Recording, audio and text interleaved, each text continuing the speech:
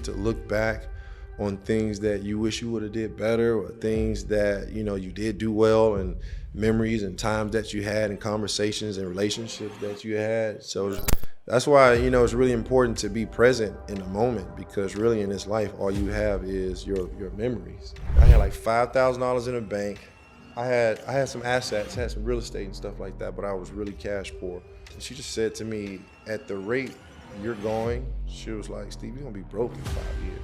But it wasn't like, you know, punching. Amari just kind of grabbed him and lifted him up. And Sean, he lifted him up? Yeah, Sean's 6'9". Well, it's hard. You know, I had a medical retirement. You know, I had 6 knee surgeries. I had an ACL, I had a meniscus, and I had 4 scopes. And right now I'm bone on bone in both knees. And I was bone on bone my last year in the league. Welcome to Flying High with Cam. Yayo. A podcast where I combine 2 things I love. This is insane. Interviewing the most successful people I know You're the baddest guy in town. while flying helicopters. Engine failure. Fly with me. I want to hear your stories, learn from your experiences, and build a community. This is Flying High with Cam. All right, welcome to Flying High with Cam, but today we're not flying, man. We're in the studio. My boy wouldn't get up in the helicopter with me. But no, number 15 overall pick in the 2001 NBA draft, yes. Stephen Hunter, man. I'm so excited, bro. Thanks for coming in. No problem. Thanks for having me. I got to 8 Mile you here for a minute because where we were first introduced, right? You have Hunter Elite, which is your basketball program, which I want to get into. Yes. My little boy played in it, and then I'm like, bro, I want to be the coach, man. Yeah. And you know, and I was doubting your skills at first, but you no, not even that. But like the first interaction, dude, I want to apologize because I was like so passionate about coaching, and you gave my job away, man, and I was freaking pissed. I called you out, and I apologize, bro. You know, it was nothing but love. But you know what's funny, and I wish I still had the shirt because I was gonna wear it today. Lexi, my assistant, she got me a shirt because I told the story because I thought it was funny. I'm like, I went from head coach to assistant to the assistant. So she got me a freaking shirt that said assistant to the assistant coach. And I'm like, Lexi, I'm not wearing this. I have too much pride. And then when you came on the show, I'm like, where's that shirt at? And my wife, Alyssa's like, I threw it away because you told me to. And so I thought that'd be good. But no, man, I'm just passionate about helping kids like you are, which I want to get into. But I want you to start with the story, man. Today I want to talk about the success and the work ethic that it takes to become an NBA player, the number 15 overall pick, which is absolutely phenomenal. The work ethic that it takes to be an athlete, and then life after, because what you're doing, it seems like you've hit your stride after you've been playing ball, at least from my perspective of what you're doing, man. It's been cool. So let's start from the beginning. I had Archie Bradley real quick. You know Archie Bradley from the Diamondbacks? He was the relief pitcher. Yeah, I know Archie. I was talking to him, and he's telling me about the first time he got, I think it was $5 million. Like he had nothing, like broke college student, and then all of a sudden $5 million gets deposited into his account. Yeah. What was that like for you? I don't know what the dollar amount was, but like I'm sure you went from a broke college guy to money in the account. Super broke, man. I didn't even have enough money to get my haircut or groceries in college. Like some of the guys I played with might have got paid. I'm not going to mention any names, but I wasn't one of those guys, so I was struggling. That's crazy. It kind of teaches you to appreciate the work that you've put in to, achieve those type of things. Yeah. And so, by the time I got my first NBA check, it was how old were you? I was 19 years old. It was my 19. first job. Do you mind saying how much it was, or like? Yeah, it was about like $40,000, and we got paid every 2 weeks. It was on a rookie scale, and obviously taxes was a big thing, right? So I was like, wow, they really take half your money in taxes. You they really do this. Yeah. But I think the first thing I did, man, I bought this big stupid chain. It was back in 2001, and it literally had my whole name on it. And so imagine that all in diamonds. It's looking like what that set you back, man. I think it was like 50 grand. It was more than my first chain. So it took me a while to achieve some financial literacy, but when you're 19 and you live in a culture of, trying hip hop culture, keeping up with this. And if you're an NBA player, you're supposed to live like this or have this. Yeah. And so, I fell into that for a little while before I got smart and, started making some investments with my money.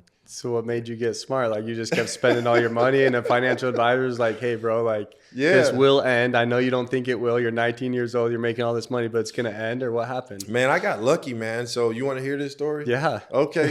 So honestly, man, it's a good question. And I talk about financial literacy all the time at the NBA rookie transition programs and to younger NBA players. But I'll tell you, as far as myself, I got lucky. So I was able to get a second contract with Philadelphia 76ers by the time, I believe it was my 5th year in the league. I had just finished up here with the Suns. Yeah. I had signed a 1-year deal here. And then after we had that great run, 7 seconds or less with Steve Nash, MVP year, we all got paid. So I signed a 5-year deal with Philly. And so after the finals, I come home and my electricity is cut off. Yeah, my electricity is cut off. And so I called my financial advisor and I'm like, bro, have you been paying my bills? And he was like, oh, yeah, I just slipped up or whatever. Oh, no. So basically he was just stealing money from me and not doing his job. And so I went back home to Chicago, and my aunt, she was a retired CPA, and she was about 72 years at the time, 72 years old at the time. And she was like, Steve, I've seen you got the new contract. You mind if I take a look at everything to see, how you are financially? Well, when I gave her my stuff, I think I had like $5,000 in the bank. And you didn't know this because you just didn't look at your bank account. You just thought I'm making. Right, he was taking care of it. I had like $5,000 in the bank. I had some assets, had some real estate and stuff like that, but I was really cash poor. And she just said to me, at the rate you're going, she was like, Steve, you're gonna be broke in 5 years. So. How much are you making a year collected? Like I was making over $1 million a year. Yeah, and she's just like, you got $5,000 in your account. $5,000 in your account, and you got all these bills. I was spending it as it was coming in, with helping people out with credit card bills and just being a young person. So I was 23 years old at the time. So anyway, I ended up firing my financial advisor. They were stealing money from me, and I got with her, man, and she changed my life. This is your aunt? This was my aunt. Cool. My Aunt Jewel. Yeah, she changed my life. So I ended up getting all my bills down, my paychecks. She taught me about financial literacy, taught me about, how to balance a checkbook and pay bills. And she took over my financial portfolio. And from then on till I retired, I would just take one of my checks that we get paid for twice a month, and I would use that to pay bills and save. Mm-hmm. And the other half of it, I didn't see until I retired. Dang. Yeah. Dope. So I was able to save, a lot of money, at least half of my earnings from, that point from when I met her until I retired, which is, it really saved my life. Dang, man. Yeah, man, it was crazy, bro. But a lot of young players go through it, man, because when you're in the NBA, it's different than being a doctor or a lawyer or even an entrepreneur. Yeah. There's an expectation of what you should have and the house you live in and, the women you have and the trips you take and things like that. There's this standard, people expect you to live by. And so a lot of young players, they fall victim to that. They fall into that. And so they end up living a lifestyle that they can't sustain after they're done playing. So I was able to smarten up, man. I'm one of the lucky ones, man. I get so many phone calls from ex-teammates, asking for money or loans things like that. Yeah. And I think nowadays there's more things set in place to help guys save money. Yeah. But back then, we just didn't have those resources. And we're saying back then, like 2010, 2013, right? Yeah. It's going by fast. That's crazy. Man. Yeah. Yeah. So you were with Steve Nash. I was at the couple of the ceremonies that they did. One for Sean Marion when you were there on the court with him. Yes. And who did they just do the other night? Amari. Amari. Yeah. I was sick that day. I couldn't Dang, man. make it. I feel bad about it. Yeah. What was it like to play with them? What did you learn from them? Because everything, especially about Steve Nash and what I learned at that ceremony with Marion, is like just their work ethic was insane. Yeah, man. Like Steve was incredible to play with, man. I mean, first guy at practice, last one to leave. Yeah. Always taking care of his body. We go on road trips. He'd take everybody out to eat. Yeah. He just made it into a big family atmosphere. And I think from that Phoenix Suns team is where I get the motto family. You know, if you listen to one of my practices, and one of the things I try to teach my coaches here at Hunters Elite is just we want to create a family atmosphere where we get to know the players, the parents, and we actually care about, their livelihood, not just what they do on the court. So, yeah, man, he just created into a big family atmosphere, man, very unselfish. And it was great, man. And the only thing I regret is I didn't come back that second year because I went from a passing point guard in Steve Nash to a point guard to just say, hey, man, go sit in the freaking corner and get the rebounds to Allen Iverson. Oh. And so it was just two different spectrums. But, man, Steve was definitely the best teammate I've ever had. That's cool. Yeah. There's a lot of entrepreneurs that listen to this podcast, but a lot of, young kids like Banks. I love it. He downloads all my podcasts. He listens to it. Yeah, What would you tell a kid that's 12, 15 years old wanting to go into the NBA or be an athlete? Like, what would you tell them right now? Just establish a strong foundation. Obviously, it starts with the love and the passion of the game. You got to make sure this is what you love and really want to do and not something your parents are making you do or not something that you think is cool. So it starts with the love and the passion of the game. It starts with having a competitive edge. If you love to compete, the higher you would want to go playing a professional, playing a sport. And just have fun with it, man. I never really thought that the NBA was an achievable goal until I was maybe a junior in high school. It started, I just wanted to make my middle school team. And then after that, I go to high school. Now I just want to play varsity. I want to play in front of all the fans playing varsity. Then after that, it's like, all right, now if I can play on ESPN and at a Division I college and have Dickie V shouting my name, then that's all I need. I can get to play on ESPN. And so after that, then it's, wow, maybe I can really go to the NBA. And then it happens. So stay present where you are, master the level that you're on, dream and manifest. I used to do that a lot, and eventually it comes true. Dang, man. What was that night like when they called your name for the draft? Like, is your mom and dad still part of your life? Are they instrumental? Yeah, I grew up with both my mom and dad. Are they tall? Like how tall is your mom and dad? Yeah, my dad is 6'7", and he's a retired Army sergeant. He served in the Vietnam War, and my mom is an educator. She worked for the Chicago Board of Education, and so having a two-parent household really helped me. Just stay on the straight and narrow. They always kept me and my brother in sports, and it was a really strict household. They were really big on academics, so it helps, man. It really takes two. Honestly, it takes a village to raise a kid, especially from the west side of Chicago. Yeah. My parents really helped, and it was just a long road, man. But so, what was that night like when they called your name? For me, it was just a big weight off my shoulders. Yeah, because you felt that pressure, or like? Yeah, no, because like you never know. Like you don't know until you get drafted. Yeah. So it's not like predetermined. I did about 16 pre-draft workouts, so I worked out for half of the league. Dude, what's that? How do you what's the pressure like at that? Come on. Let me answer the first question. I got ADHD. Sorry, man. So do I. Jump around like crazy. Yeah.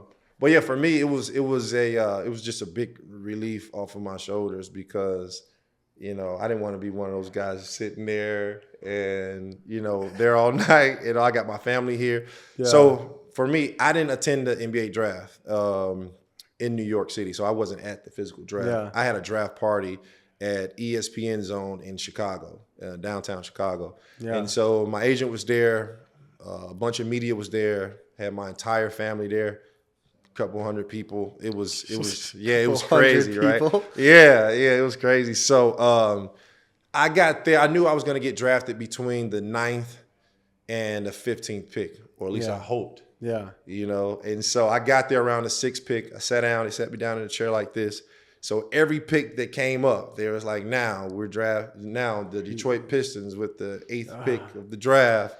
And then they'll cut the lights on them, cut all the lights. And then so they would mention someone else's name, and then whoop, the lights go off. Let's unplug this. Let's go back over there. So I'm like, damn, I got to sit in this hot seat. So it's like I'm literally sitting in the hot seat waiting on my name to be called, and I don't know if my name's going to be called. So every time a name is going to be called, they light you up as if it's going to be you, and then it's not you, and you're like, okay, wait another.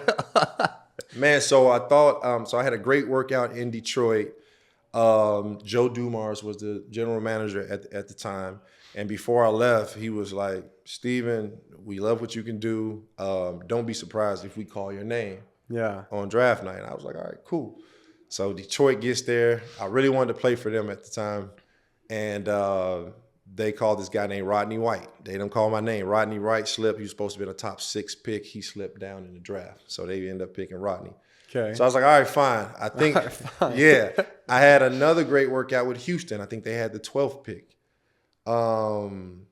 And I think they picked some guy by the name of Radmanovich or something. He went to Seattle or something like that. So, all right. So anyway, long story short, the 14th pick goes by. I think I'm going to go to the 14th. And then Orlando comes. I had just got back from Orlando just that last night, because they said they gave me, I went in for like 3 workouts. They took a real close look at me. And I said, boy, if Orlando don't pick me, it's going to be a long night. Because, I was like, it's going to be a long night, man. So, man, I just never forget, bro. Like, with the 15th pick, 2001 NBA draft, the Orlando Magic draft, Stephen Hunter out of DePaul University. And, man, it changed my life. And so I got a call from Doc Rivers at the time. He was the coach, and he was like, welcome to Orlando. Had fun that night. The next morning, I was on a flight to Orlando for a press conference. So that's how it started. That's so sick, man. Yeah. So you mentioned those workouts. What's the pressure like at those workouts? What are they? Are they an hour long? Is it 2 hours long? Like, what is that? Do you see a lot of athletes fold in that? Like, you've seen athletes, maybe have the best game, and then when the lights come on, it's like they can't handle the pressure. Yeah, I mean, I guess the most, the weirdest thing is they check for everything. They check to see if one leg is longer than your other.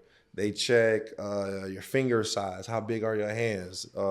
Obviously, wingspan, vertical leap, everything. And teams even call your high school teachers to find out how you were in high school. Really? Yeah. Like, they're just doing a deep dive. Yeah, they call your college counselors. They talk to deans, and they really do that due diligence on not just your basketball, achievements and career, but they do it on like what type of person are we drafting? If we give this kid all this money, like what is he gonna do? You know what I mean? Yeah.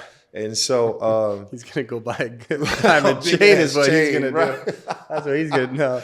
Right, man. But yeah. So just the workouts is just basically playing 1-on-1 against the other 2 or 3 guys that's there. They want to see how you shoot and how you compete, and they put you through a bunch of drills and stuff. But I was prepared for it because that summer I worked out with Tim Grover and Michael Jordan. No way. Yeah, it was 2001 when Michael was preparing to come back for the Wizards. Yeah. And we were in downtown Chicago, so me and Mike would be doing bench press together and working out and doing things the whole summer. We work out together. But Mike invited a lot of guys down there to get him ready for, get his body back in shape and things like that. So, yeah, it was fun times, man. Yeah. That's crazy. Okay, we have a couple more minutes, but I want you to talk about Hunter Elite and what the program is, your vision for it. I've only been introduced to it for 2 years now, and what I see is absolutely phenomenal. Thank you. I mean, what's the youngest age and what's the oldest age? So we go from 2nd grade all the way up to varsity. Okay. Yeah, we had our first varsity practice last night. My main goal for the varsity guys is just to help them get to school, help them get to college, just try to mentor them through their, journey through the basketball ranks and things like that. But my vision is really just to teach kids a developmental foundation and to treat AAU basketball the right way.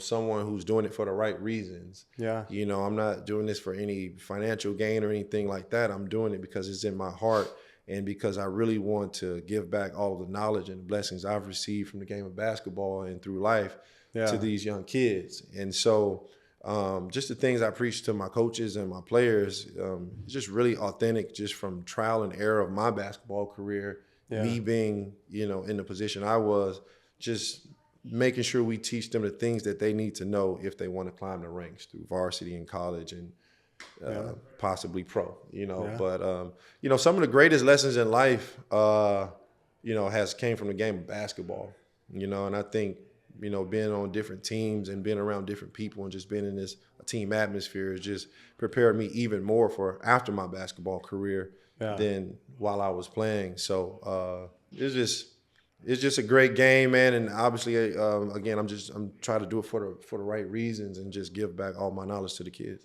Yeah, I love how intentional you are about your coaching staff, about how you hold tryouts and how you try and put kind of the same skill set on the team so a lot of people get the same playing time, right? Yes. And it just seems like more organized than I've seen in any other division. Yeah. And so that's what I appreciate about it. That's why I want Banks to play there. Yeah. And you're putting in the time, man. Like, I think Banks's game was at 8:30 last Saturday, and I came back for my nephew's game at 6:30 or 7 o'clock, and like you were still there. You're still talking to parents. You're still coaching the teens, man. Yeah. So I'm like, he's bought in on this, man, and it's cool. I mean, you would know, it starts at the top. Yep. And so I think the leader of the organization has to set the example and precedent to your coaches and to your parents and everybody. And so I try to set good examples. I try to make sure we do what we say we're going to do, which is develop your kid and teach them how to play the game the right way, teach them team basketball,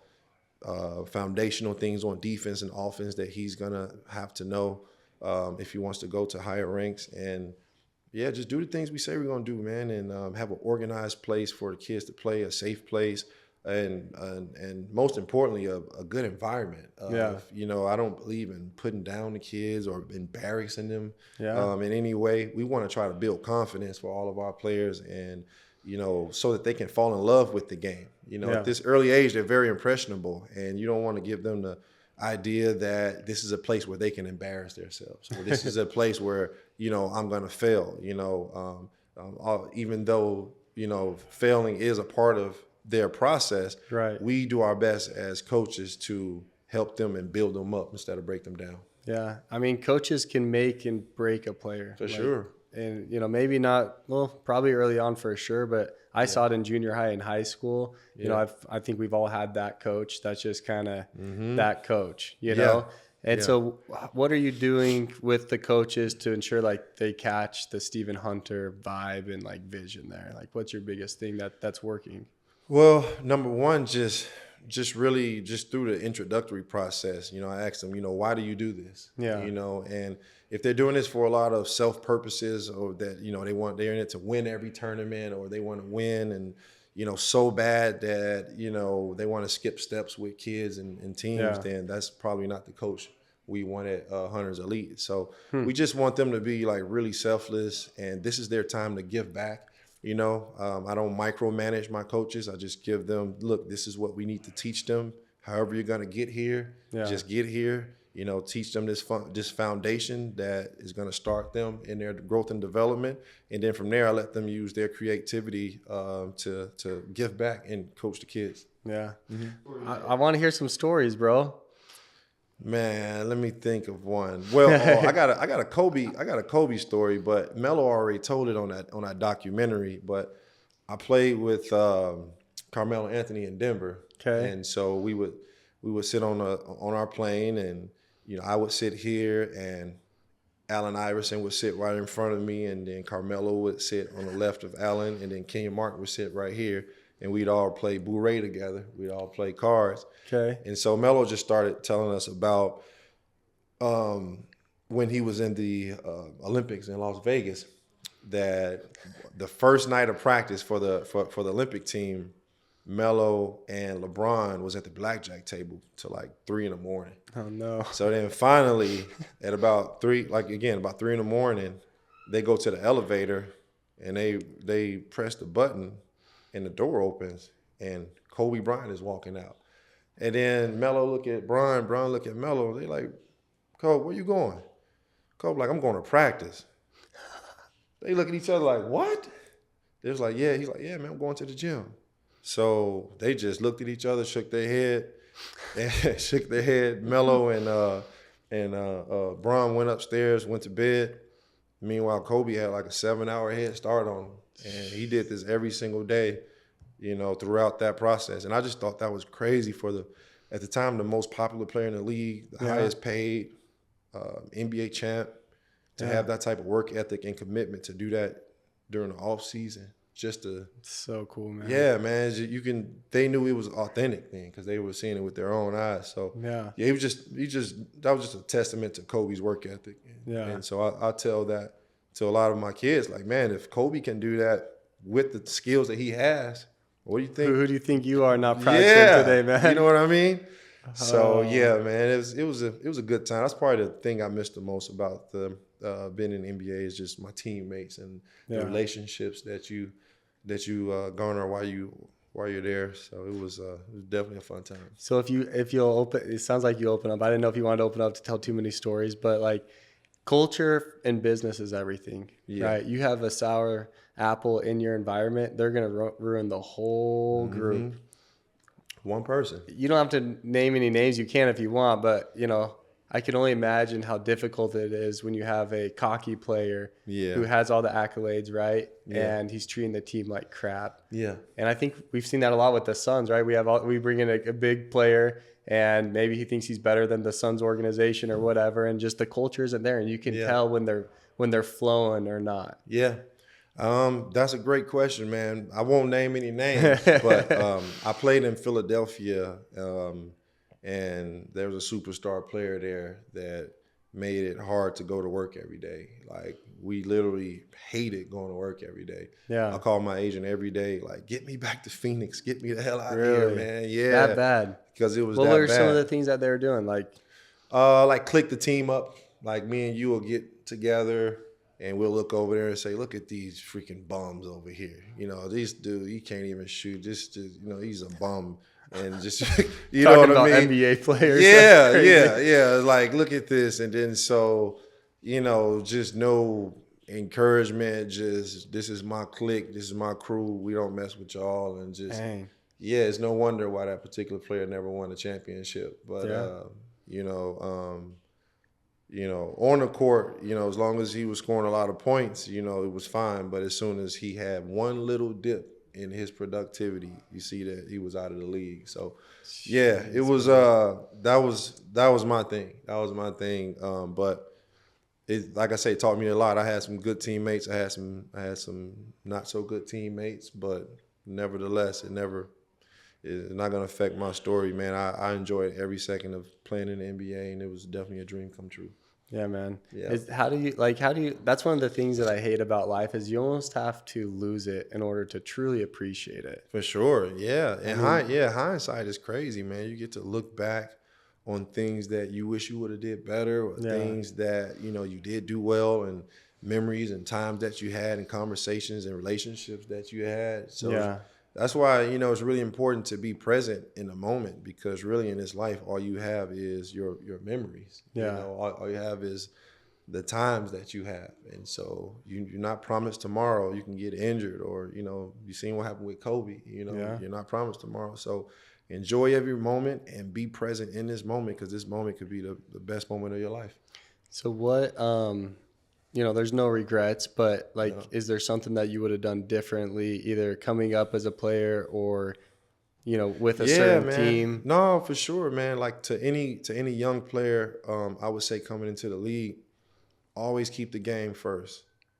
And how do you do that? There are going to be a lot of distractions with the money and the women and all this newfound power and fame. Yeah. But always keep the main thing the main thing. If you stay focused on your craft, if you work hard every single day and put your all into this game, the game will reward you 10 times fold. So, you know, having a good support system around you is very, very important. You know, I'll mention a name. This kid, Jalen Green from Houston Rockets. Yeah. Yeah, he just got this 39-year-old girl pregnant who's been trying to get pregnant from an NBA athlete for a long time. And he fell into that trap. And so he just signed a new contract. And, you know, so you got to watch out for women with ulterior motives because they are out there. You got to watch out for financial advisors that'll steal your money. Yeah. You know, you gotta watch out for all of that different stuff. And again, just keep a tight support system around you and stay focused on the game. And once you get to the NBA, have even more of a focus and more of a drive to get better than you had your entire life. And the game will take care of you 10 times fold. Yeah, one of my favorite quotes is show me your friends and I'll show you your future. There you go. And when success comes, you know, especially at your level, I'm sure a lot of friends come out of the woodworks. Yeah. How have you found a good way to analyze, okay, this is my career? Like you've talked a lot about it. Yeah. Hey, keep your support system around you. Yeah. But that's hard, man. Maybe you have a high school friend that's hitting you up that, oh, hey, man, like, let me start hanging out with you now. I see all this success, and he's not the guy you want to be around. Like, how have you – I'm sure you've pushed away a lot of people. How have you done that? What advice would you give people? I mean, I've had to disassociate myself from, you know, a childhood friend I grew up with. You know, sometimes you outgrow people.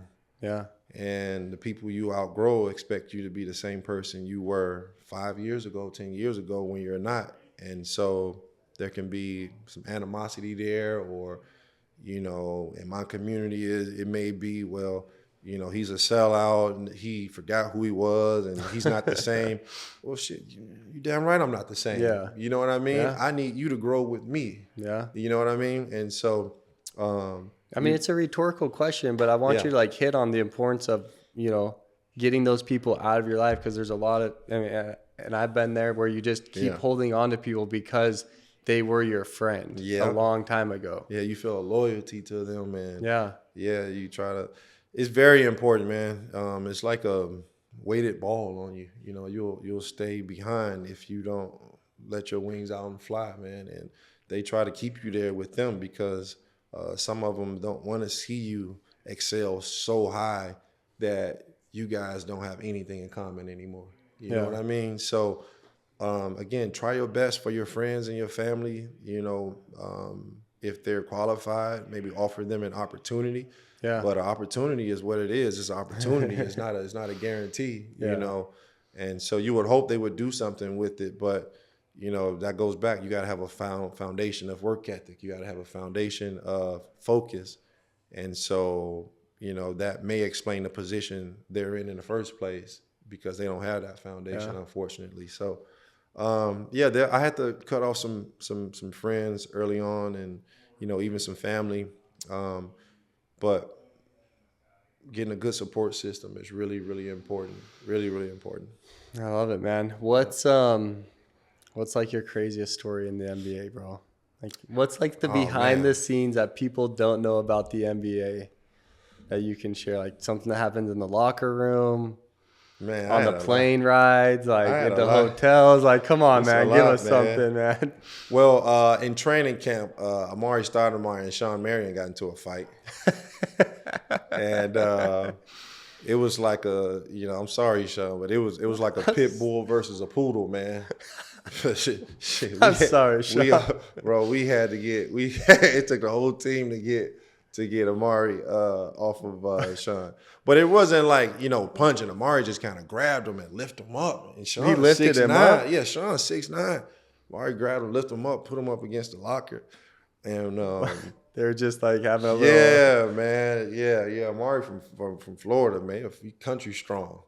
So, yeah, you ain't want to mess with Amari. What were they were just kind of jabbing at each other? No, like Sean is older than Amari. Amari was only in his second year in the league, something like that. And Sean tried to sun him. Like, Amari had his seat, right? This is Amari's seat in the locker room. Okay. So Sean wanted that seat.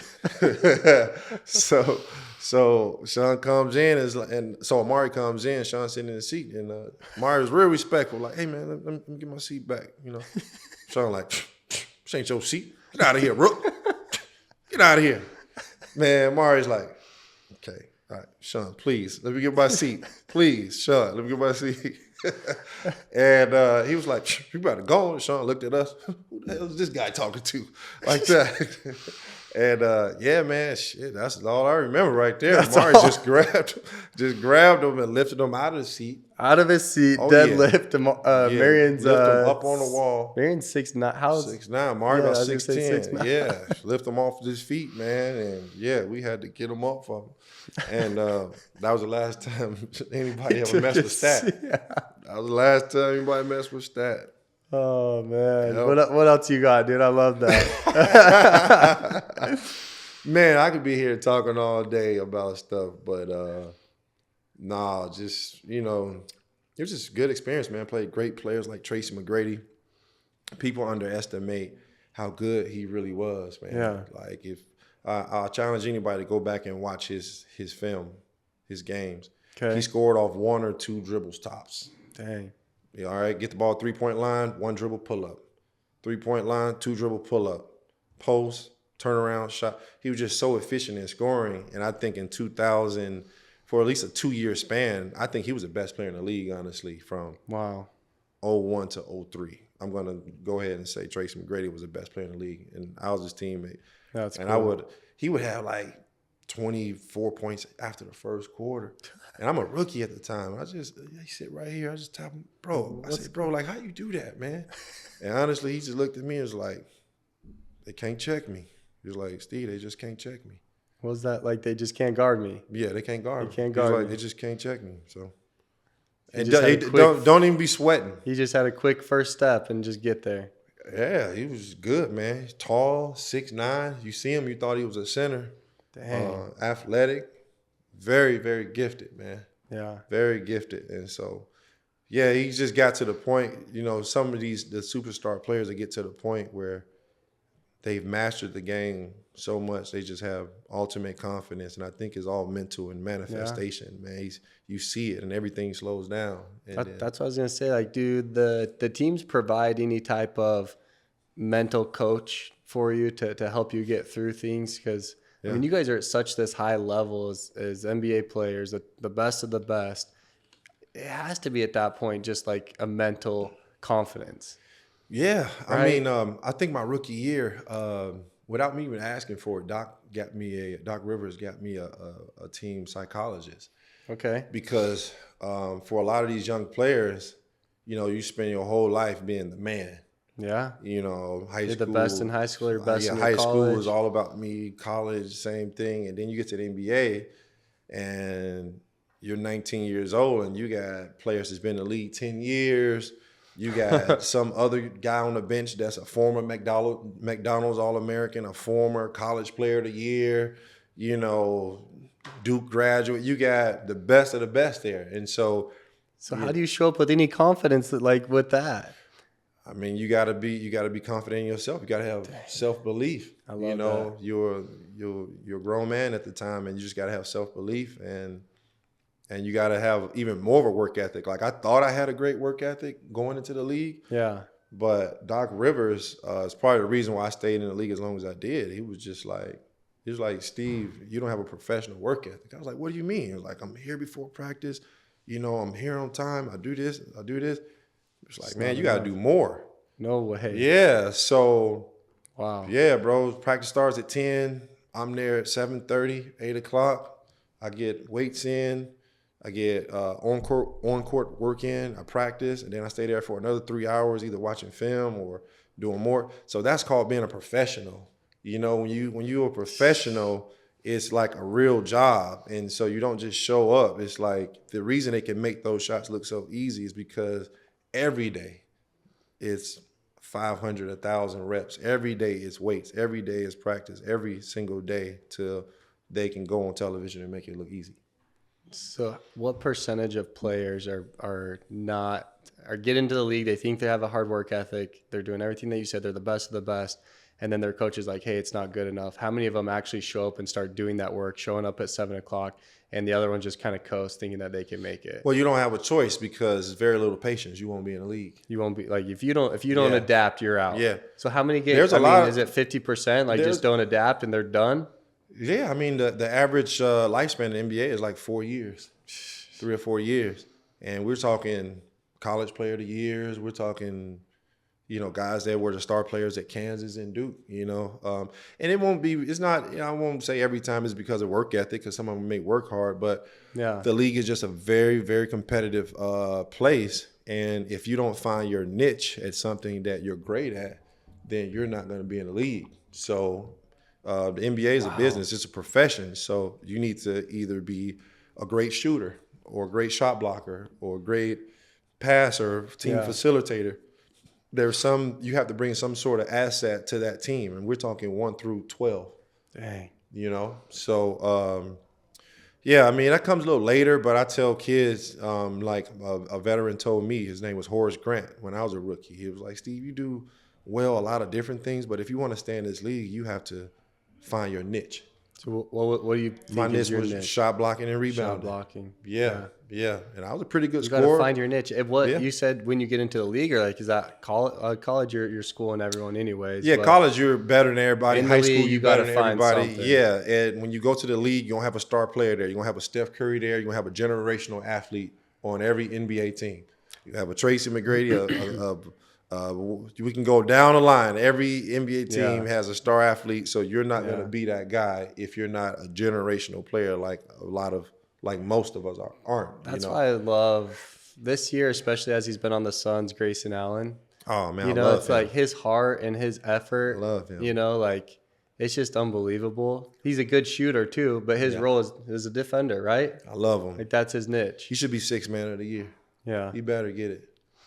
Is he starting right now? Yeah. Oh, he's starting because somebody's out, or he's been started even when Booker's there. Maybe when Bill's gone too, but I mean, because we have Bill season was tickets and every game I go to, like we have half a season and he starts almost every game I'm there. He needs to be most improved or 6th man or something, bro. He's the X factor for them. I just love his attitude, man.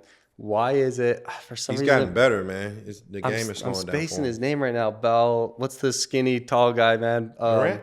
No, on the Suns right now. Oh, Bol. Bol. What is it? Bol. B-O-L-B-O-L. Dude, why does the crowd love? I love him, but why does the crowd love him so much? They just want to see him succeed. He's like 7'4". He's like 7'4", but with a clean shot. He got moves. He's clean. He just kind of lazy. His freaking legs is gonna break any second, man. Yep, because they see the potential in him. But the crowd, there's a lot of potential, a lot of people. The crowd freaking loves him. They know he got game because he does stuff that you don't see all the time. Yeah. He just got to put he's like a KD, potential of KD, right? For sure. Oh, yeah. He can be like Wemby or better than him. I feel like a lot with him is the mental confidence. Yeah. Is that the name of the game for him? It's the work ethic, man. And it's like, the reason why, all people should respect an NBA superstar is because they do it every single night. And those guys are human beings. Yeah. They get tired. They love the game, but it's some days you don't feel like playing.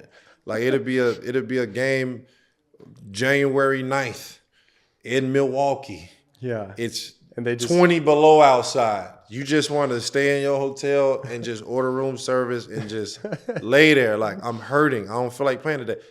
That superstar go out there and have 40 points that night on a random night. And they do it every night. Luka Doncic averages 34 points a night. And so it's just not that easy, man. The defense is already keyed on you.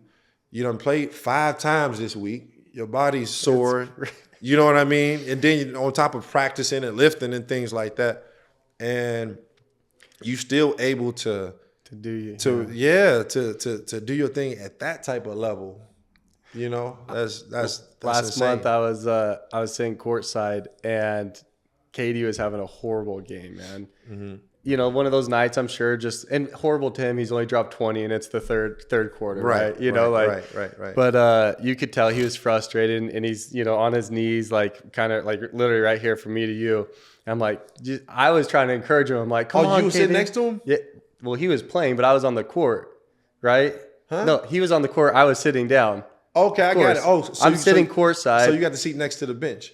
No, but like I was by the 3-point line across from the visitors. Nice. But I'm front row. He's on the 3-point line, right? What'd you say to him? I was just like, come on, KD, like you got this, bro. And he's like, come on, KD, come on, KD. Like, Who said that? He said that's that? what he said. Come on, KD, like get off my back. I took it like, get off my back, man. Like, Damn. you know, and I was just like, that sucks. I feel bad. I was trying to like show him fan support, you know, and he's probably sick of he's like, dude, I'm out here trying. To your point, like, I don't want to be here tonight. I played 4 games this week. That was funny. I'm trying to do my thing. And Yeah. so I was just laughing so hard, but my wife was laughing at me. And I was just, That anyways, is man. hilarious. But Man, he the like, pressure. probably like, bro, I'm not a robot. I'm trying. Well, that's what. Guys be getting physical with him. I saw Oklahoma City. They played him real tough. They played team defense on him. That's something most of us would never have to worry about. But yeah, we have a whole game plan to stop with KD or LeBron. 2 guys like coming over to him almost every time. Mm-hmm. You got to be on point. That's why they pay him the big bucks. Dude, I love watching his mom at the game too. Oh yeah, She gets out there all screaming Mama and Durant. cheering and yeah, dang, man. yeah. Mama Durant's cool, man. Yeah, That's my question. Like, yeah, when Booker, I'm sure your ankle, like these guys, when I roll my ankle, I'm out for 3 months, dude. These guys are playing within a week. yeah. What's the rehab like when you get injured? Well, it's hard. You know, I had a medical retirement. You know, I had 6 knee surgeries. Jeez. I had an ACL, had a meniscus, and I had 4 scopes. And right now I'm bone on bone in both knees. And I was bone on bone my last year in the league. Dang, I dude. was literally taking an illegal painkiller just to practice. They were not like Balco, no shit like that before we start going there. But I was taking this pill called Vioxx. Now the older guys may know, but Wait, does that not make you loopy? no, Vioxx, people watching, if they ever played sports, they would know it got banned in like 2006 because it messes with your liver and kidneys and stuff like that. But man, it make you feel like Superman. You know what I Really? mean? Like it just Even takes- when you're bones on bone. bone on rubbing. bone, I'm over there jumping, windmilling and stuff. But yeah, it just got to the point where I was like, man, I'm about to damage my body and my kidneys for, you know, to play 1 or 2 more years. So that's when I knew it was time to go. Dang, man. Yeah, man. It was a lot. I've been through a lot. Yeah, broken fingers, broken nose. Dude, I was watching Mary because that was the game when Mary got induced into the Ring of Honor, right? Yeah. That's when I was sitting courtside. Like his fingers are like out to the side, like all messed up, man. Yeah. It's called That's just from basketball breaking. fingers. Yep. Dang. Yeah. I got a finger right here that's permanently scar tissue. Durant's cool, man. Well, you're the man, bro. I Appreciate your it, support, man. dude. This was fun.